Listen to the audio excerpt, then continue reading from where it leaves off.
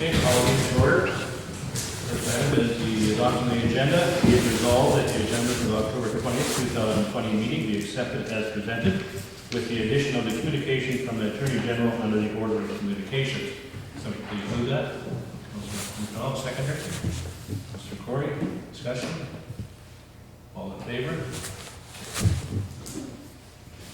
Confirmation of minutes. Be it resolved that the minutes of the September 15th, 2020 regular meeting of council be hereby approved as circulated. Somebody please move that. Councilor Soya, seconder. Councilor Hargrave. Discussion. Any errors or omissions? All in favor? Be it resolved that the minutes of the September 21st, 2020 special meeting of council be hereby approved as circulated. Somebody please move that. Councilor McGregor, seconder. Councilor McDonald, discussion, any errors or omissions? All in favor? General accounts, be it resolved that the October 14th, 2020 general accounts payable being check number 4618 to 4645 and 4747 to 4655 in the amount of $92,321.82 be hereby approved. Somebody please move that. Councilor McGregor, seconder. Councilor Hargrave. Can I ask for a slight amendment? I realize that says 4747. It should probably say 4647. 647. Is that amendment okay with Councilor McGregor? Councilor Hargrave? Yes. Discussion? All in favor?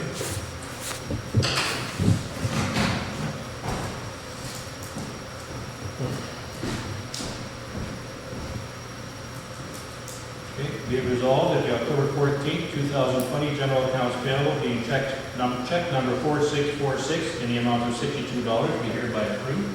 Please do that. Councilor Corey, second by Councilor McDonald. Discussion? All in favor? Be it resolved that the direct deposit fund. There we are.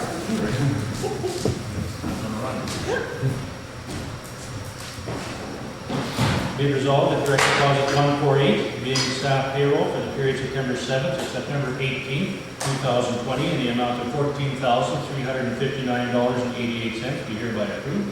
Can I please move that? Councilor Hatch, seconder. Councilor Hargrave, discussion? All in favor? Be it resolved that direct deposit 149 being staff payroll for the period September 21st to October 2nd, 2020 in the amount of $13,449.31 be hereby approved. Can you please move that? Mr. Corey, second by Councilor McDonald. Discussion? All in favor? Be it resolved that the direct deposit 151 being staff payroll for the period October 4th to October 16th, 2020 in the amount of $13,174.32 be hereby approved. Can you please move that? Councilor McGregor, seconder. Councilor Hargrave, discussion? All in favor?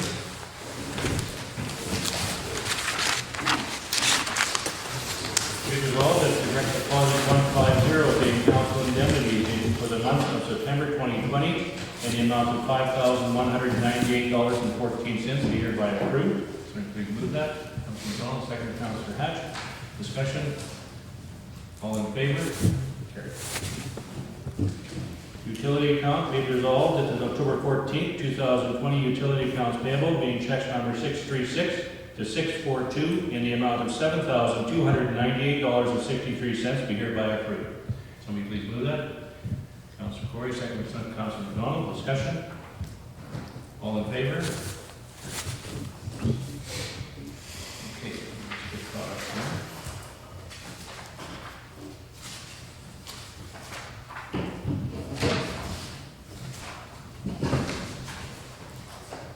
So, statement of revenue and expenditures, be it resolved that statement of revenue and expenditures report to September 30th, 2020 be received as presented. Can we please move that? Councilor Harvey, seconder. Councilor Hatch, discussion. I have a couple of items. Number one, under our transportation portion, we have road reconstruction budget of $75,000. We only spent $4,000 so far this year, $4,600. Is there? No, we just got the final invoicing Okay, so you're just waiting for invoices on it? Yeah, just wait this week.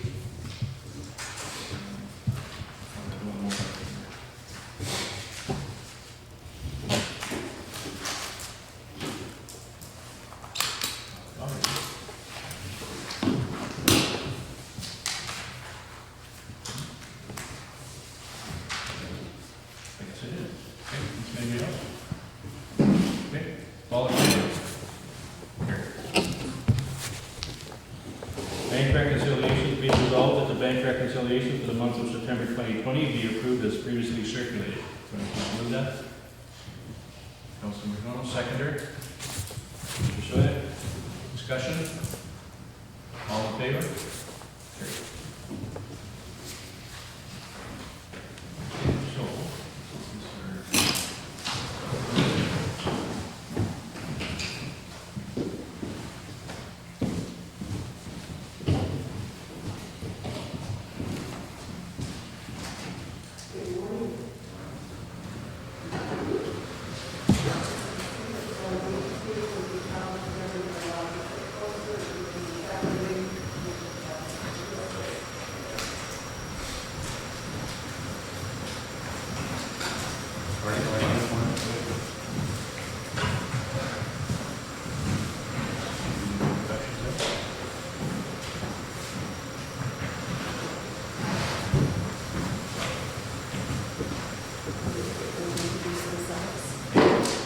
okay, if you gentlemen introduce yourself, if you would, please. Sure, Dale Timmerman, I'm with the Province National Office, the Watershed District Program. Okay, Niels Liskey with the Central Cinnamon Watershed District. welcome to our meeting.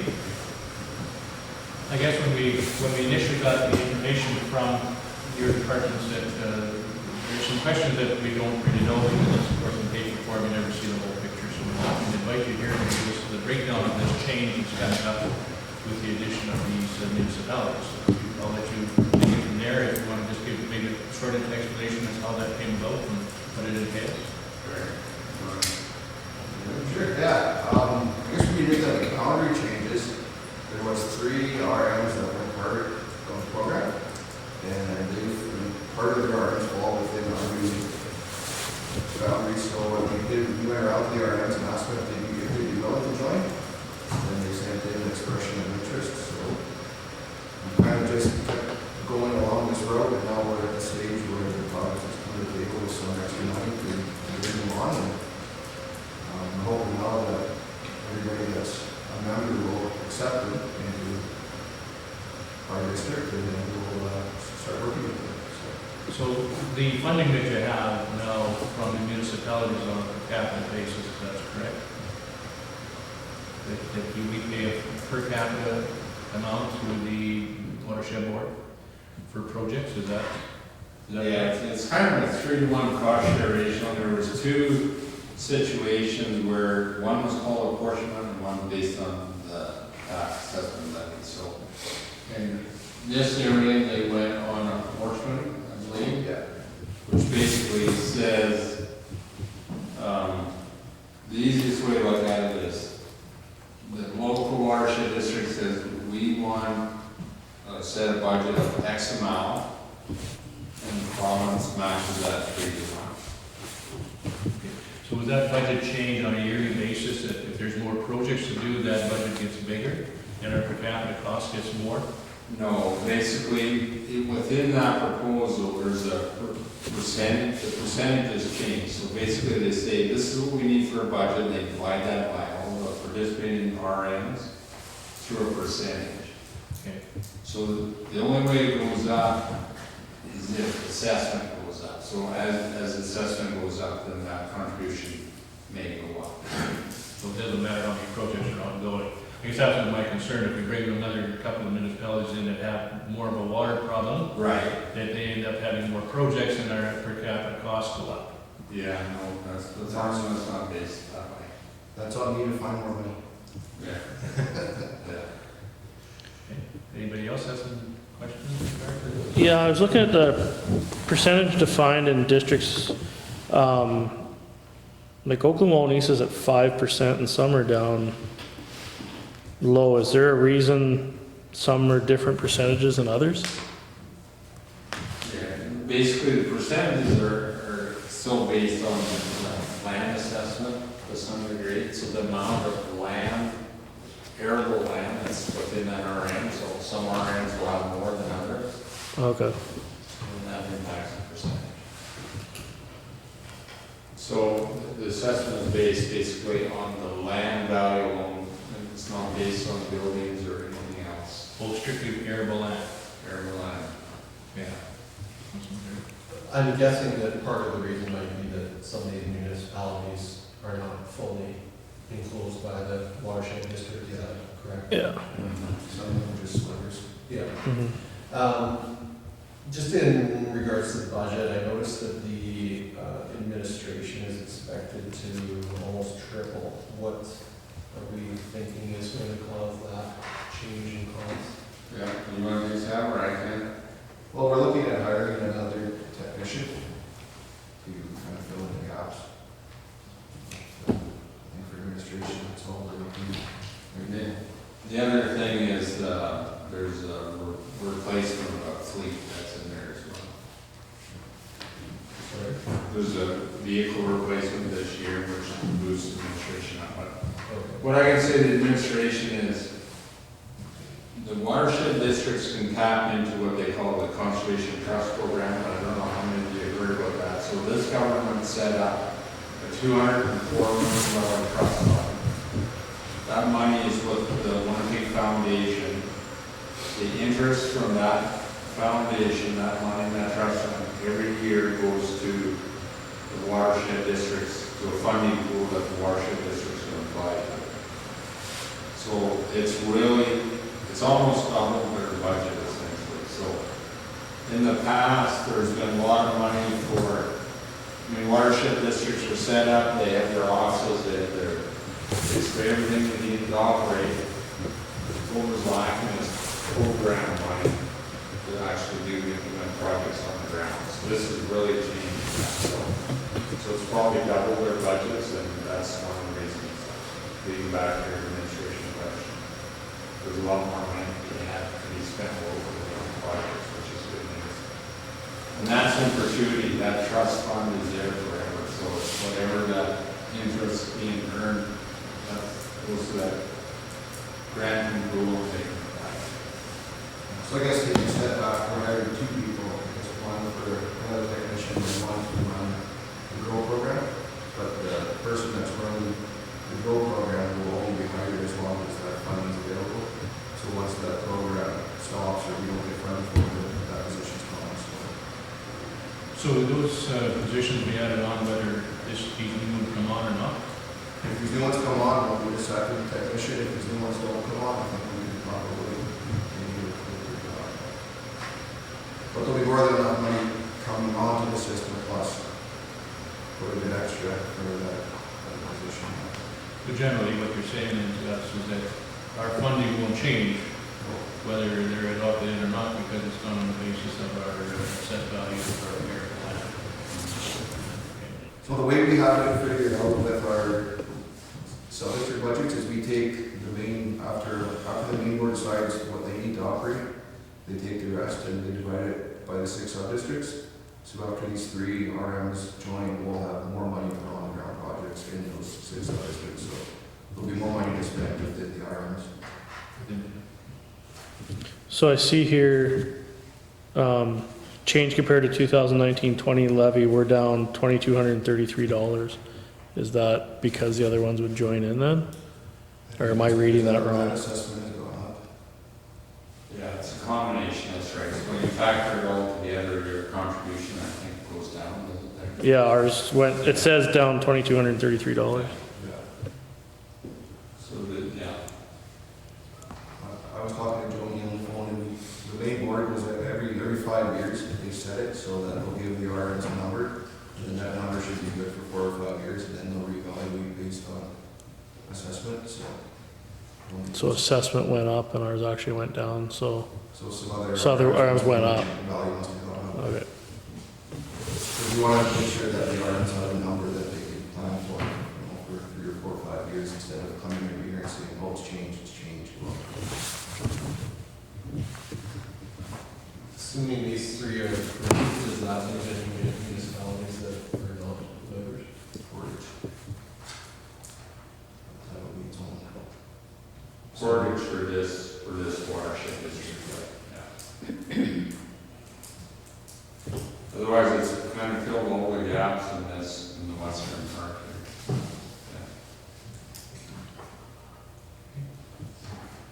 Any Is further? there, sorry, is there some reason why they decided not to do it? It's unique, or they just haven't wanted to spend money? Yeah, it's been back and forth. I think part of it was probably lack of additional dollars in the past, higher priorities for them to do other things. So you get more towards what I'm going to say valley, although I don't really think Portage is a valley, but out in that area, drainage is more of an issue for them. So a lot of those districts choose to, I guess, do their own work in terms of drainage as opposed to that stuff. So that's been a big driver for them. We do a lot of erosion control and small damages, try to throw all the water back a little bit on its way out the system, so. Any further? Well, thank you, gentlemen. Coming up today. Can we get through a little bit insight? And I guess I'll just add that we're still working on the dam by Sean's. Oh, good. Well, it's at the engineer right now, so we'll slow that process can go, but it's still in the works. Okay. That's What good. I'll just say, if I may, is that Neil is your watershed district manager, so I really encourage you to invite him here so often if you guys have questions and that, so we can share what they're doing, their budgets, there's nothing to hide there, and we get them working for you guys, so. Oh, thank you. We'll do that. Because we really see you guys, the partners, as the ear to the ground, so to promote what's going on there, because I know there are challenges on any landscape, so that's where the watershed districts come in, to help out the surface water management or other initiatives. Okay, thank you. And I brought some information here on some of the programs that we're offering, and there's a couple of booklets about the GROW program here, so. Okay. See those there, just have a look, and they're online too, if you need any, just send me an email and get you. So PDFs if you need whatever, so. Great, thank you. Right on. Thank you.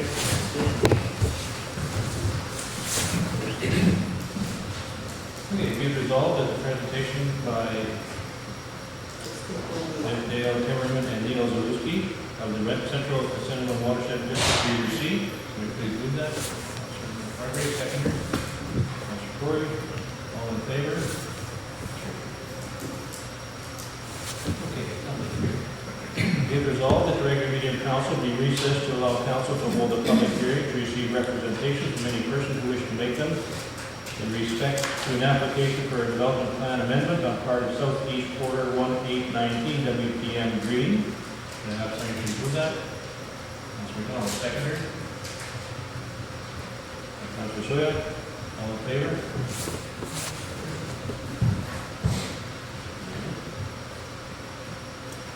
Okay, so I will let council know that because the comments came back from the agencies that the information was distributed to, and there didn't seem to be any concerns, that the members of community and regional planning opted not to attend, but their report is in your package. And there is nobody else in the audience at this point to call forward, so you could conclude the public hearing. Whereas all representatives in regard to the development plan amendment, bylaw 06-2020 to redesignate property located in the southeast quarter 1819 WPM Green have been dealt with, therefore be it resolved that the public hearing be concluded and council will resume its normal order of business. Councilor Gregor Buzit, seconder. Councilor Soya, all in favor? Okay, communications.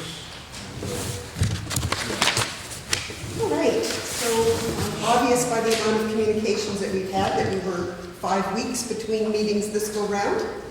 So we have information from the Association of Manitoba Municipalities dated September the 11th, 14th, 2 on the 21st, the 24th, the 25th, 2 on the 28th, September 29th, and September 30th. There is also information from AMM, 2 of them dated October the 1st, October 2nd, the 5th, 2 of them on the 7th, 3 of them on October the 8th, October the 9th. There are 2, October 13, 14, 15, and 16. There's also information from AMM with respect to a nominee for their vice president and nominee for president. Next, under communications, was information that was added to the agenda today, which is from the Office of the Attorney General and Minister of Justice. We've asked Cheryl to put this on the website because they are asking for public involvement on their engagement portal, and it is to consider some amendments to the Petty Trespasses Act, the Occupiers Liability Act, and the Animal Diseases Act. So I would encourage members of council and members of the public to take a look at that and see if you have any comments that you would like to make. We have information from Mr. Baird with respect to doing a town sponsorship podcast episode. I didn't include it as an item of business because currently we didn't have any additional funds in the budget, but if anybody wanted to look into that, a motion to do so could be considered. We have the Barrage newsletter from October 2020. The Disability Issues Office sent information on Disabilities Employment Awareness Month. We have an update from Enbridge on their L3D project. We have a number of communications from the Federation of Canadian Municipalities. We have a communique September the 14th, one on the 24th, the 28th, and September 30th. We also have information dated October 1st, information on the FCM election, and communiques on October the 5th, 2 of those, October the 13th and October the 14th, and some information on the Sustainable Communities webinar taking place, and that was dated October the 15th. There's information on the Freedom of Information and Protection of Privacy Act. It's the annual report for 2019. The full report is available in our office. Information from Mr. Glenn Kirby on the relaunch of the Southwest Coast. Manitoba Agriculture sent information on moose populations. We have the newsletter from the Manitoba Good Roads Association. The Minister of Municipal Relations provided the final operating grant. Municipal Relations provided some information on mitigation and preparedness programs. New Horizons sent a thank you for the COVID grant application that was put through for them. Prairie Mountain Health have sent their Health Plus from October. They've also sent information on a flu clinic. Royal Canadian Legion has sent us the Military Service Recognition book, so that's available in our office. Snow Angels Canada has sent information on their volunteer program, and Statistics Canada provided their August 2020 newsletter. Okay. Be it resolved that the above noted communications be received. Somebody please move that. Councilor Ford, seconded by Councilor Hargrave. Any discussion? All in favor? Committee reports. Ward 3, Councilor Corey, a written report. Anything to add? Nothing to add. Councilor Soya, written report. Anything to add? Ward 2, Councilor Hargrave, a written report. Anything to add? No. Councilor Hatch, you have No report, okay, but Ward 1, Councilor McDonald, you have a written report. Anything to add to it? No. Councilor McGregor, you have a written report. Anything to add to yours? nothing to add. My report's there, and nothing to add to it. CAO's report, anything to add? Nothing to add. Okay. Financial officer's report, anything to add to it? No. Public Works, Darcy, anything to add to your report? Nothing to add.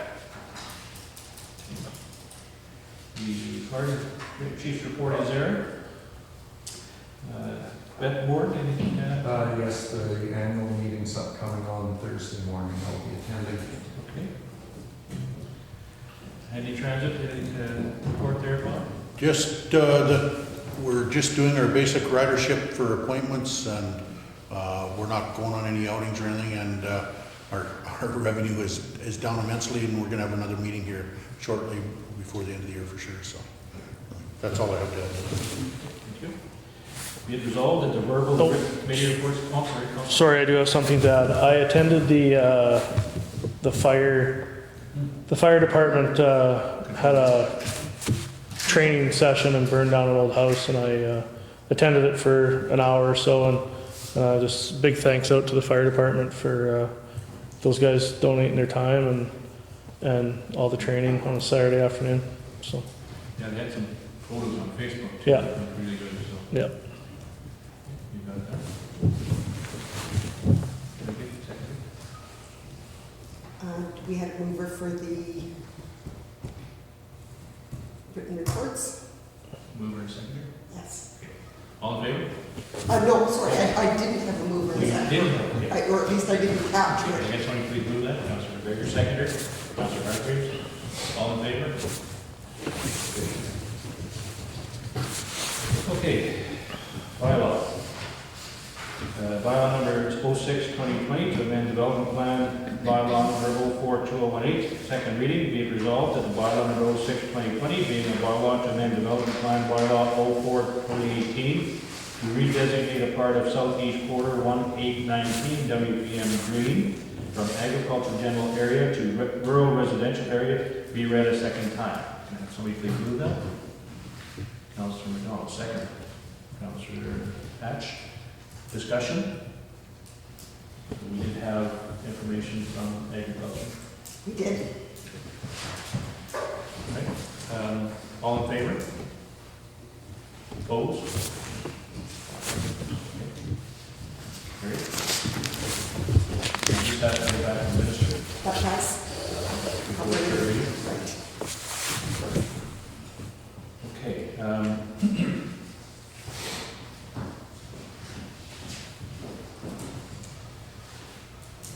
Bylaw number 07-2020, Code of Conduct for members of council amendments, second and third readings. Be it resolved that bylaw number 07-2020, being a bylaw to establish a code of conduct for members of council, be amended by adding the following as subsection 7.5B and renumbering the remaining clauses. 7.5B demonstrates responsibility by acting in accordance with the municipal act and acknowledging the difference between the roles and responsibility of council members and those of the chief administration officer and administration, and by adding the following as subsection 8.5 and renumbering the remaining clauses. 8.5, by following the above process, members of the administration may file a code of conduct complaint against a council member if the member of the administration believes a member of the council has contravened this code of conduct. Be it resolved that bylaw number 4, Well, you need to, we'll do that first. you need to vote on the amendment first and have some discussion on it. Call for somebody move the amendment. Councilor McDonald, second by Councilor McGregor. Discussion? All in favor? Just before you do that, sorry, and I'm McDonald and McGregor, was it? So just to give the viewing audience an idea kind of where this came from, with our council only meeting once a month and the requirement to have this bylaw passed by November the 1st, we put it forward in the template that had been provided to us by the province, which was the minimum requirements. And then at our Municipal Administrators Association meeting, which was after our council meeting, there was discussion about whether or not it would be applicable or proper to include the administration in this bylaw. And I will tell you, and I wanted to open this up for further discussion, Brandon and Portage have taken it not only to the administration, they've also taken it out to the public. So if there was any desire to do that, I would need to probably amend 8.5 by indicating that members of the public and the administration may file a complaint.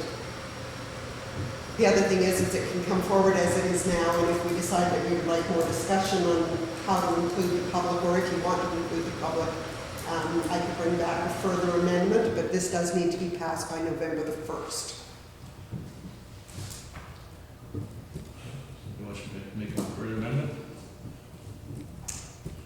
Okay, if not, I'll call for a vote on the amendments as set. All in favor?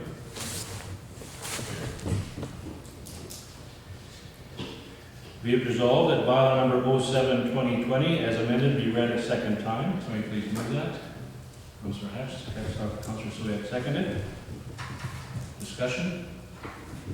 All in favor? Carried. Be it resolved that the bylaw number 07-2020 be read a third and final time. Somebody please move that. Councillor Harvey, this is a recorded vote because this is third reading. All in favor?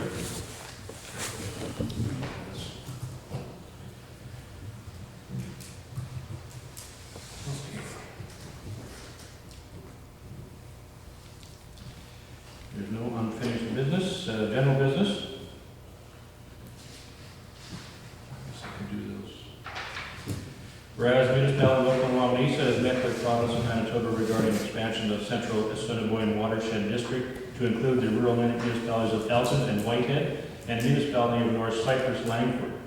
And whereas the province of Manitoba has prepared an expansion proposal outlined in terms and conditions of the central Assiniboine watershed district to include the rural municipalities of Elton and Whitehead and the municipality of North Cypress Langford.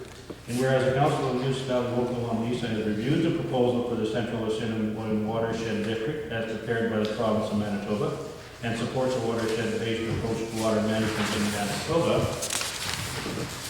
Now therefore be it resolved that the Council of the Municipality of Oakland-Wawanesa approves the expansion proposal for the Central Assiniboine Watershed District to include the rural municipalities of Elton and Whitehead and the municipalities of North Cypress Langford, and supports the continued membership of its existing municipal members in this program under the authority of the Watershed Districts Act. Somebody please move that.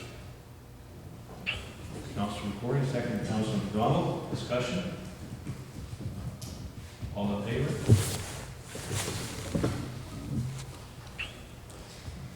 Okay.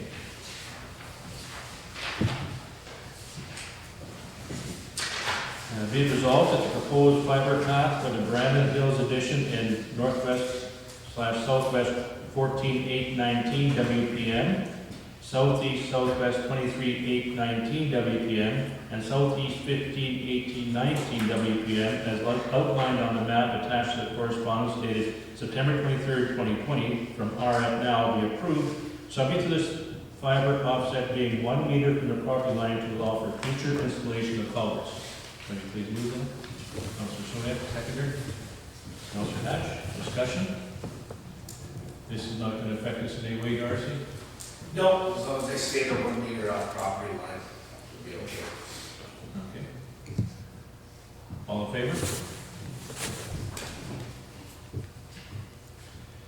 Be it resolved that an easement agreement between the municipality of Gunbril, South Cypress, municipality of Oakland-Wawanesa, Two River Farms in Travis and Jamie Clark be entered into to allow for the installation of subterranean irrigation pipe and electrical service under Road 96 West between southwest 7,816 WPM and southeast 12,817 WPM as outlined in the correspondence from the Cypress Planning District dated July 6, 2020.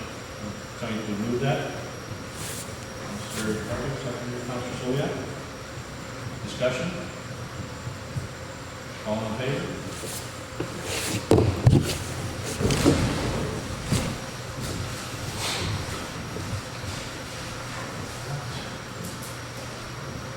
Okay, where information has been received from NextGen Drainage Solutions on behalf of Parkway Farm Limited with respect to a proposed tile drainage project located on 25/7/18 WPM and west half 37/17 WPM on the undeveloped road allowance of Road 102 West.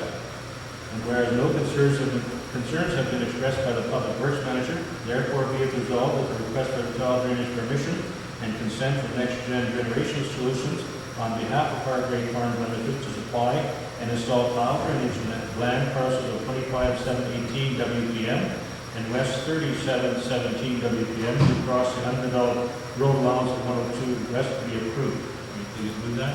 Councilor Sirdike, seconded. Councilor Hatch, discussion? All in favor? Okay. You can wave it back in.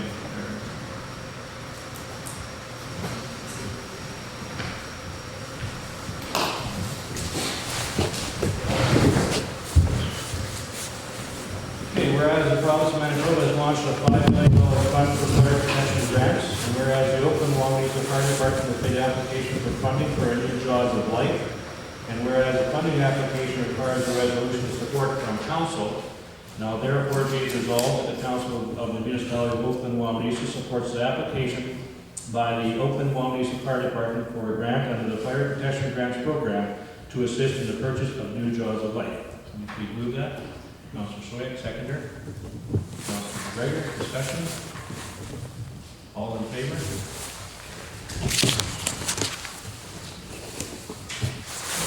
Whereas an update is required to Neptune hardware and software extended maintenance agreement to support water meter readings and billings, and whereas without the update, any other update on the municipal computer system will result in a failure to the Neptune system, therefore be it resolved that the purchase of a 3-year essential gear subscription at a cost of $2,660, $3,230, and $3,800 respectively for each of the 3 years, the online application training at a cost of $1,500, and the belt clip upgrade for a cost of $1,030 be approved, whereby the related expenses shall be expended from the 2021 utility account. So please move that. Councilor Swick, seconder. Councilor McDonald, discussion? All in favor?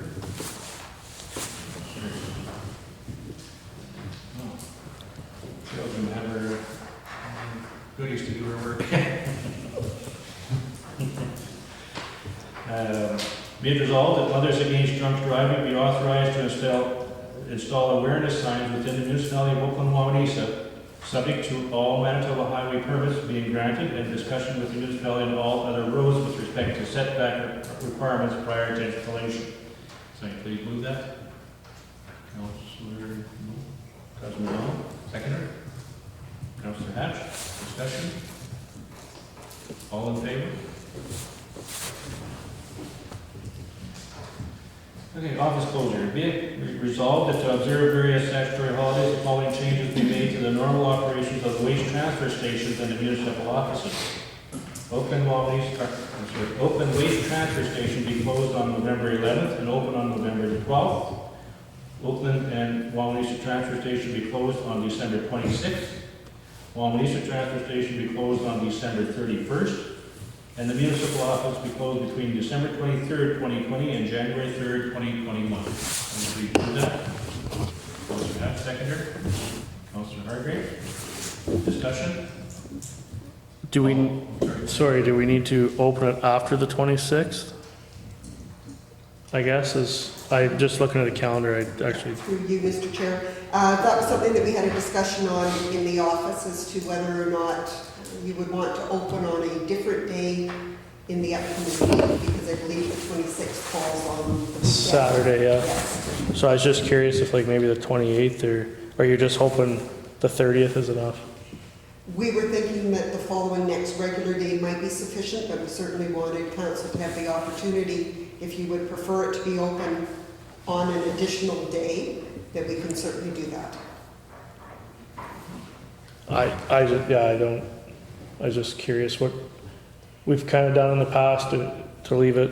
So you're basically going a whole week then, right? From Wednesday to Wednesday, right? Thursday to Tuesday, right? Or, Tuesday. On one of them, and Wawanesa would be going, or Oakland would be going Wednesday to Wednesday. yeah.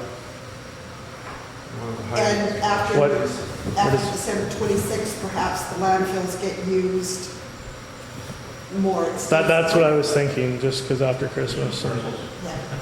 yeah. We And, can- if Like, we- what's your thoughts, Darcy, or? Kind of a tough call, but yeah, I could open up on the 28th, and then they'll just be, yeah, they'll be that. And the 28th instead of the 29th then? Wouldn't go 2 days in a row. Would you? Well, the 30th is a Wednesday, so you go the 28th and then the 30th Oakland, you can open up. on December, right? Wawanesa is a pretty busy time at the dump. Is that critical right after Christmas, or? Yeah, sorry, I guess I'm just thinking Oakland, I haven't, Would take a better research for people to know it was open on that holiday too. yeah.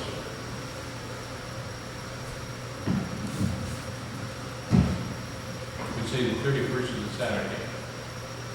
Thursday. I mean, 26th. 26th. 26th is Saturday, 26th Saturday.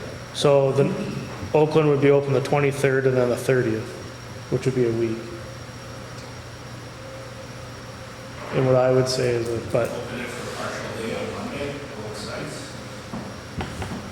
Saturday or Sunday?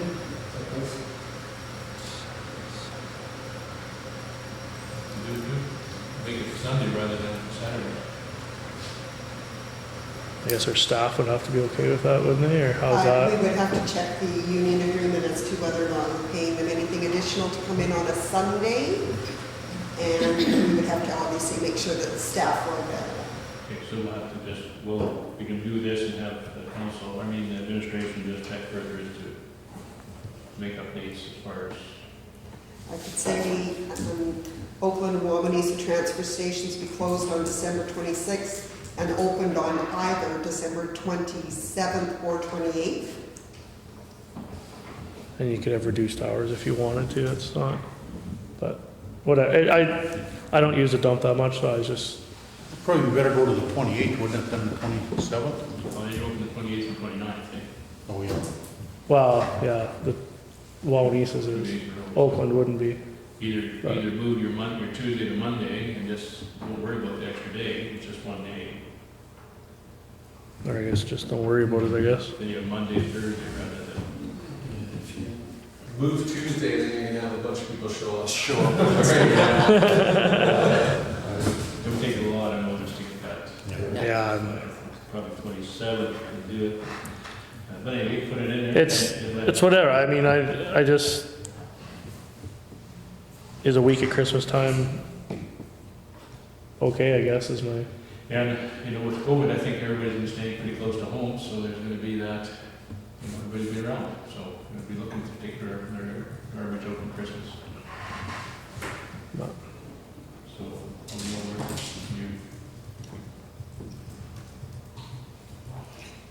Oakland and Wawanesa transfer stations be closed on December 26th and opened on either December the 27th or December the 28th, depending on staffing. You're good with those amendments? staff and staff costing, if we gotta pay double time for the Sunday, I don't know if, And that'll be That's part of maybe- determining whether or not it's better than staffing it on the Sunday or do it on the Monday. yeah. Who are the movers and seconders? Councillor Hatch and Councillor Hargraves. You good with those amendments? I am. All in favor? Okay, moving now to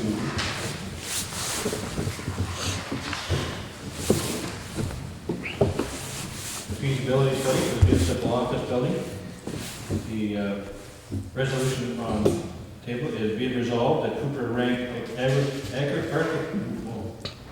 Cooper Rankin Architecture Incorporated be directed to prepare the required documentation to tender for the renovation of the municipal office as outlined in the municipal, oh boy, Mr. Overgate. Be it resolved that the Cooper Rankin Architecture Incorporated be directed to prepare the required documentation to tender for the renovation of Wawanesa Municipal Office as outlined in the feasibility study in October 2020. So please move that. Councilor McDonald, seconder.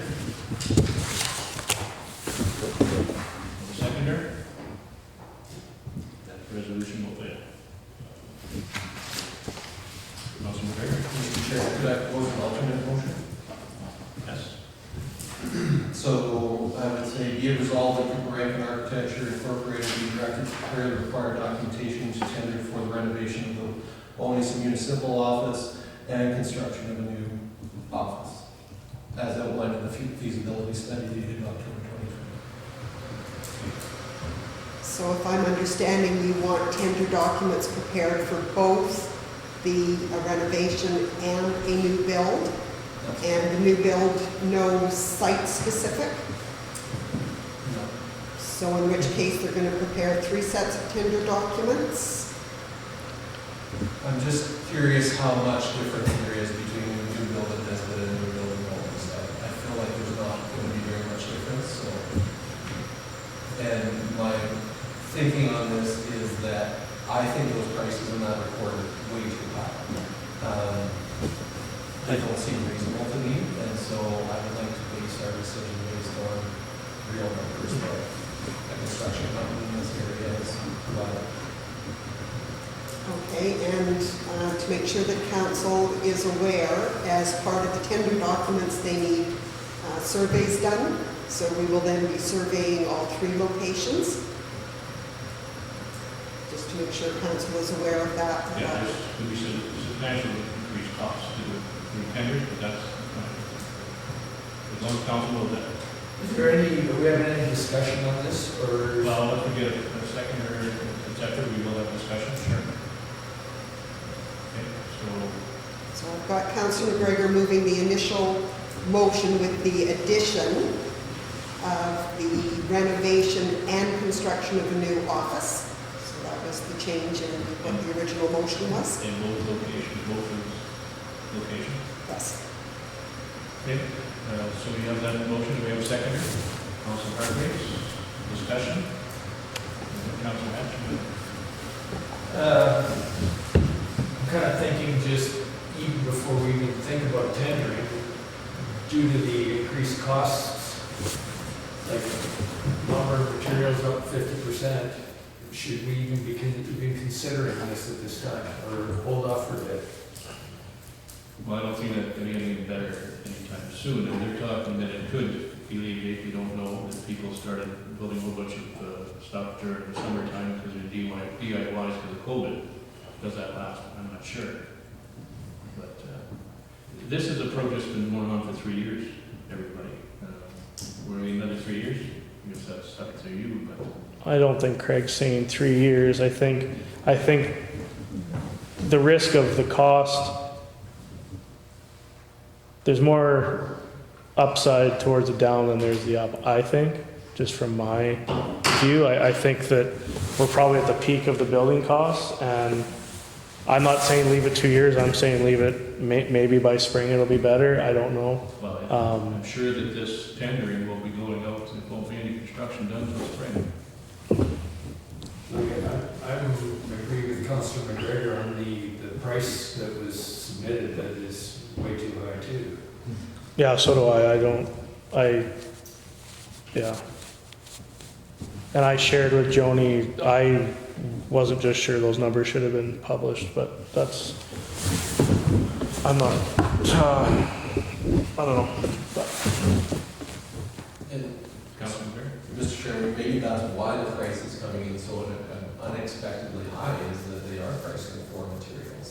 And, you know, you are seeing price of wood doubling, tripling right now, and so it doesn't seem like the best time to Well, I would tend to tell us that. Yeah, and I'm curious on tenders just to see the difference between the renovation and a new build. Yeah, I'm curious. They could be wider or narrower, I don't know. But I'm not comfortable making a decision until I see some real hard numbers and not through the architect, I guess, is my. Can I just ask clarification, and we're not sure if I didn't catch this when you moved the motion. Is it still to read the Wawanesa Municipal Office or just the Municipal Office? Given that a new build might be in Nesbit? So the renovation of the Wawanesa Municipal Office and the construction of a new office. And I don't support surveying 3 different sites, so I need to understand why that would be necessary in order to tender. I don't. Well, you have to have that for your tender documents. Yeah, but 2,000 square feet is 2,000 square feet. Like what needs to be surveyed other than, I guess, ground level, I guess. But, right? I don't know. Mr. Chair, is there the opportunity that we can eliminate one of those locations? before we put it to tender? Oh, it shouldn't. That would have to be amended to the motion, that's all.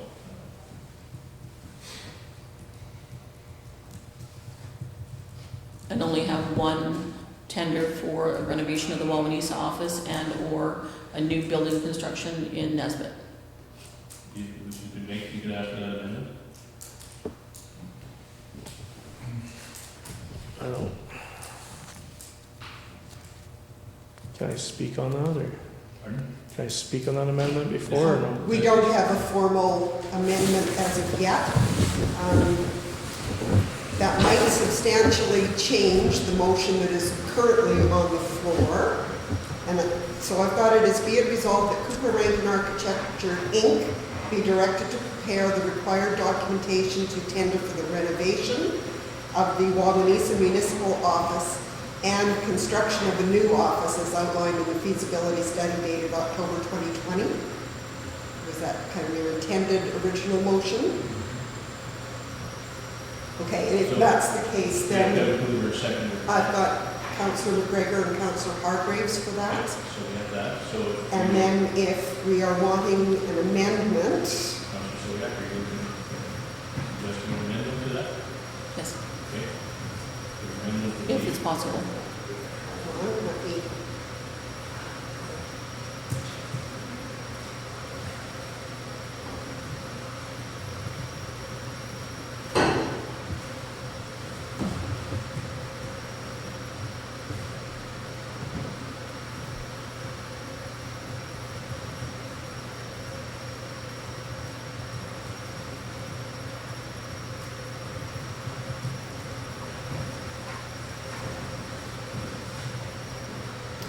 the amendment would be that the motion be amended by adding the words "in Nesbit" following the words "new office." So it would read, "and construction of the new office in Nesbit," as outlined in the feasibility study. Councilor Gregor, are you okay with that amendment?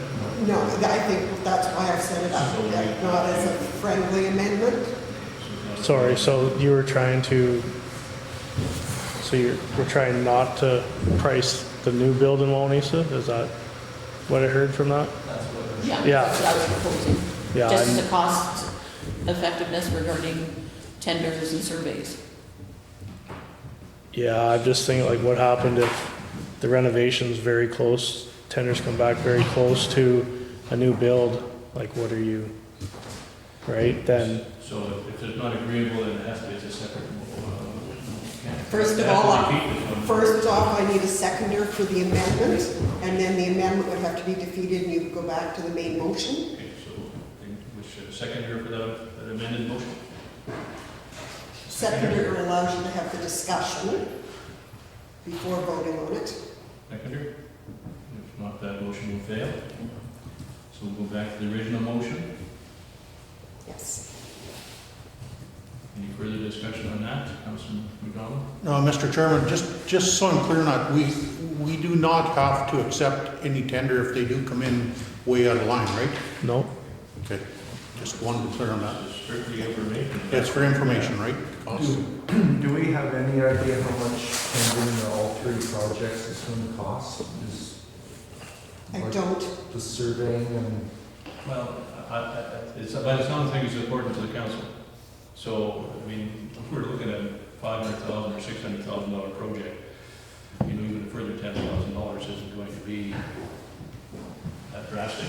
Well, originally it was a $400,000 project, then it went to $440,000, now it's in the $600,000 in a matter of 6 months, like, I think we gotta do our due diligence and before we make a decision like that. Yeah. And maybe the tenders come back higher or lower, I mean, we don't know, No, that's. like, we don't, but that's, I think we have to go through that process. Are we still firm on contractors having to have a bid bond in this? That'll be up to the tender documents and what the architect proposes I they need to do it. think they typically do. Do you have to, is that something you're leaning towards or no? I haven't ever seen projects that large when we didn't have a bid bond. This is not a really large project for you. At that kind of dollars. Well, Councilor McGregor,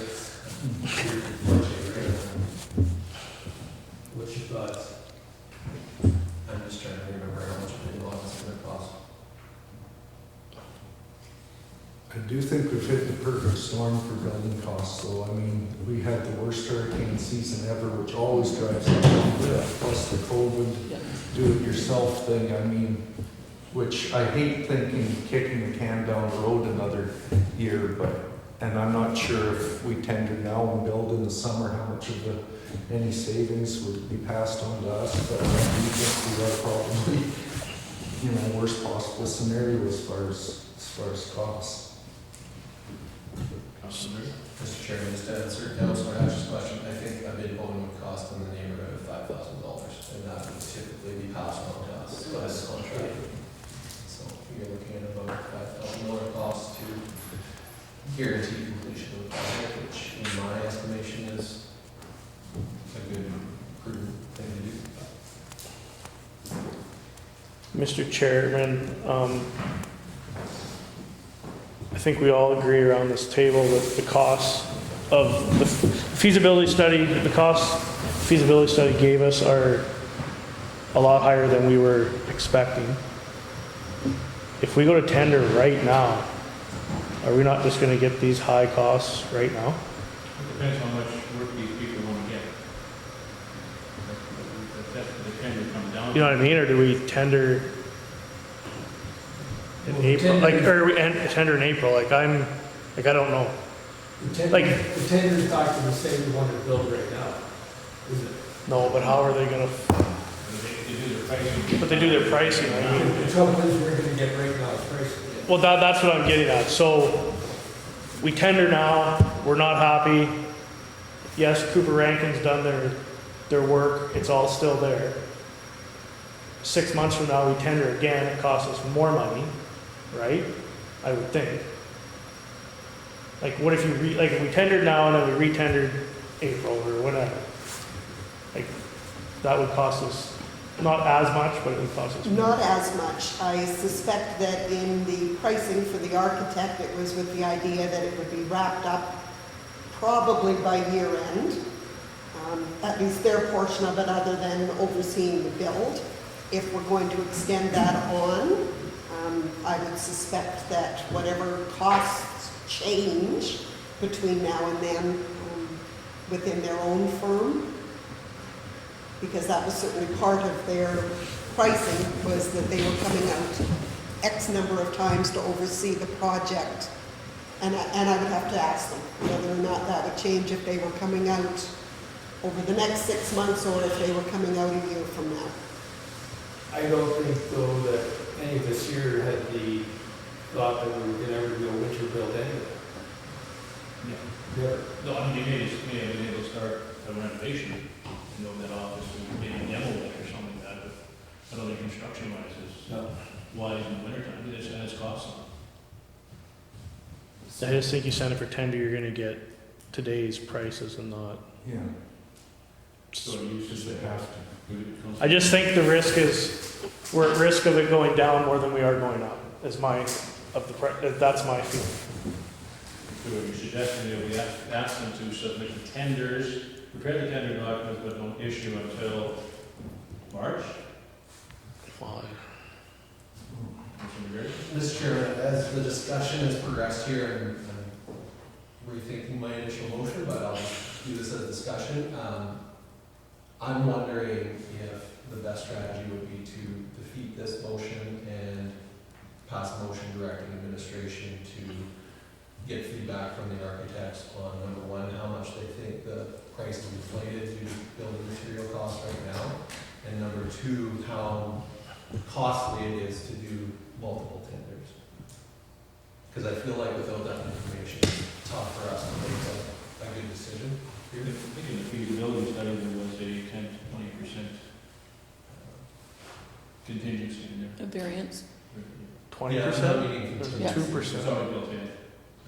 I'm not meaning contingency, I'm meaning like, I want to understand, have they priced in the higher material levels right now? Like, if we had done this 6 months ago, would their price have been 100,000 less on each option? That's what I'd like to understand. No idea, but I do know that in discussion with the administration was talking to them about when the feasibility report was coming, and they were checking on contractors and subcontractors and these kind of things, that would be doing this kind of work as to get their pricing from them.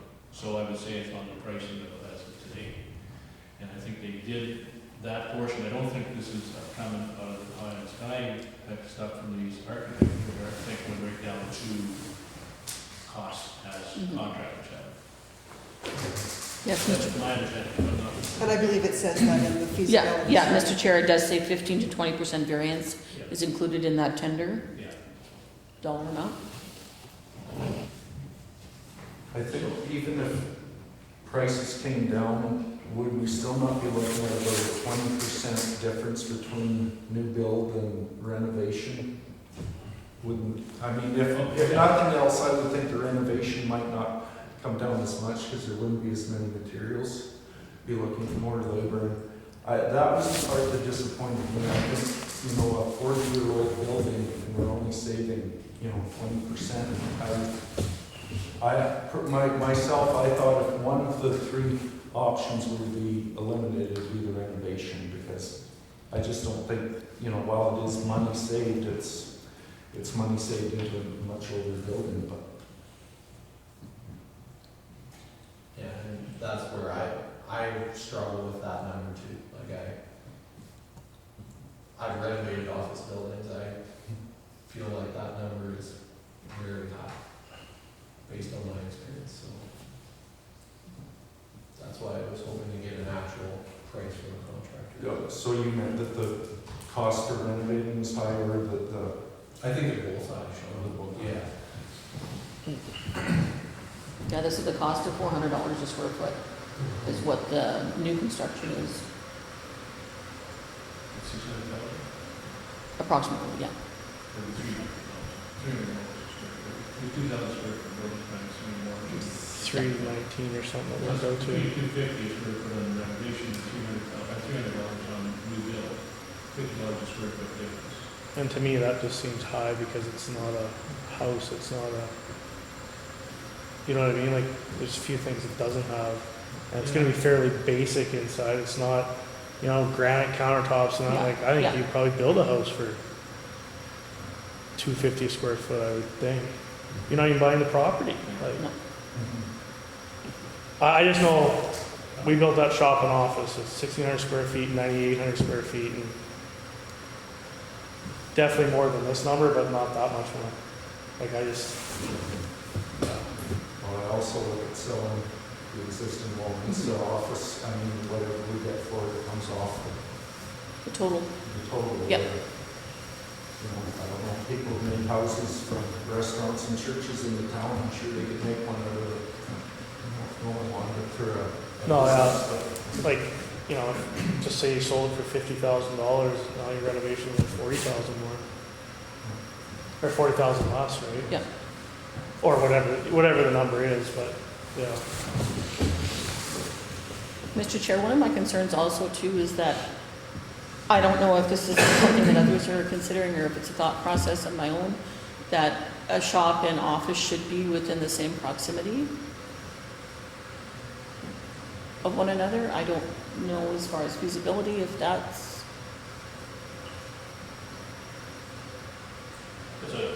That's been brought up before, obviously. And this is one thing that's always taken into effect.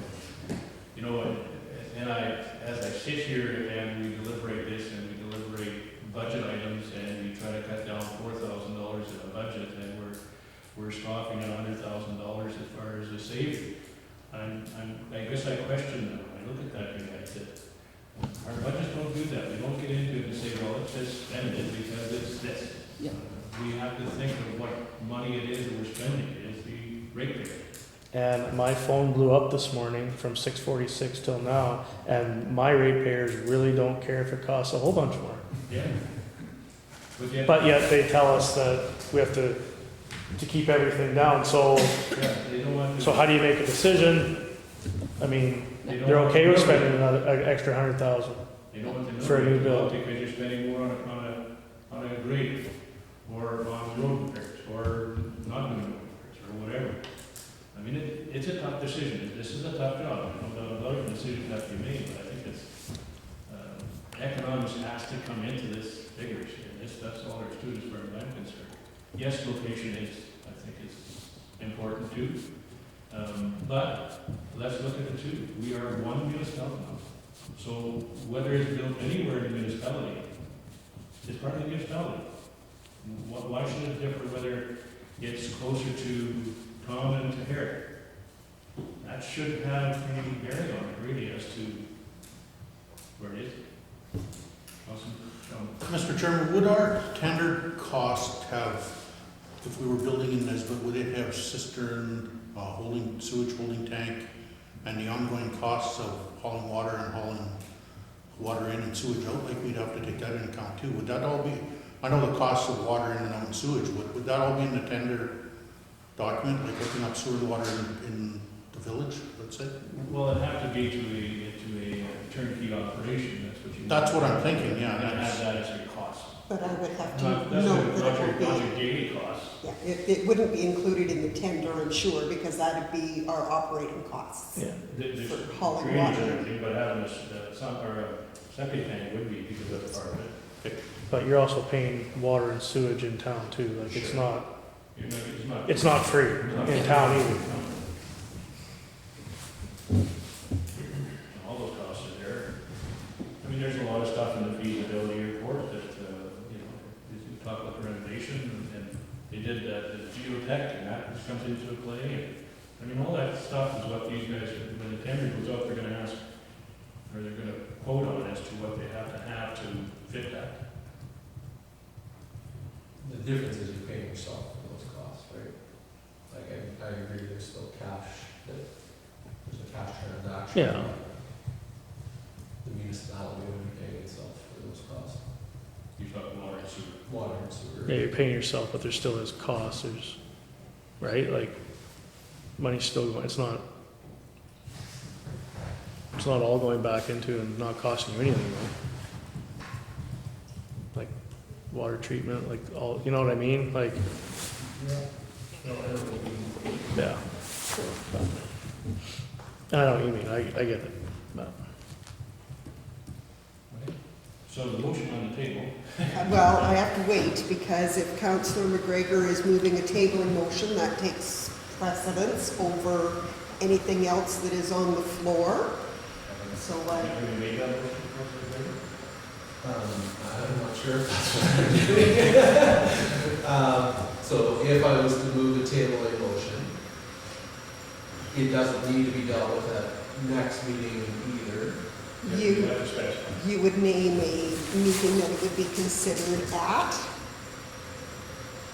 or you would do it that it come back as soon as the information was available.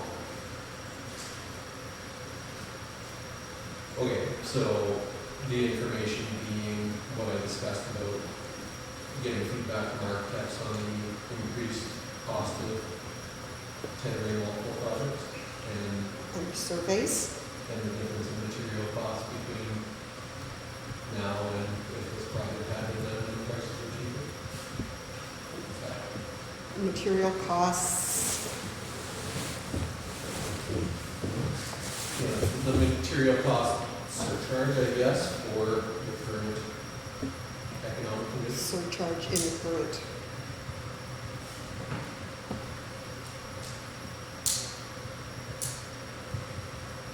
So, yeah, I'm willing to move the table in motion, until that information is available. So you want to read it first, so we have it?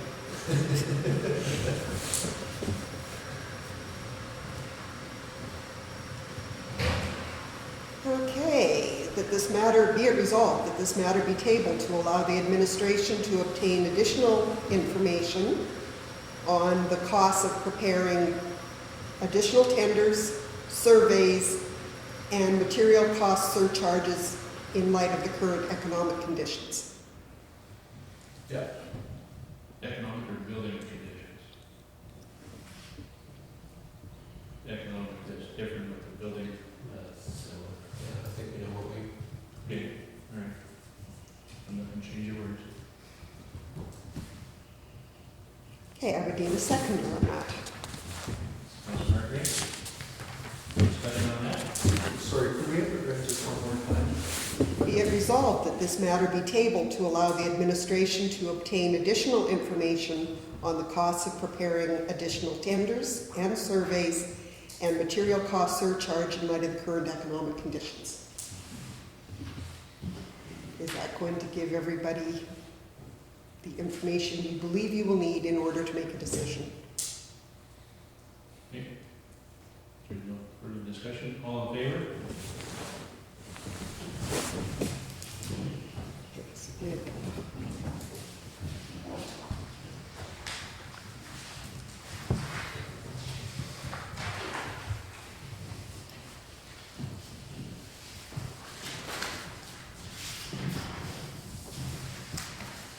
Okay, Good. I think we're ready.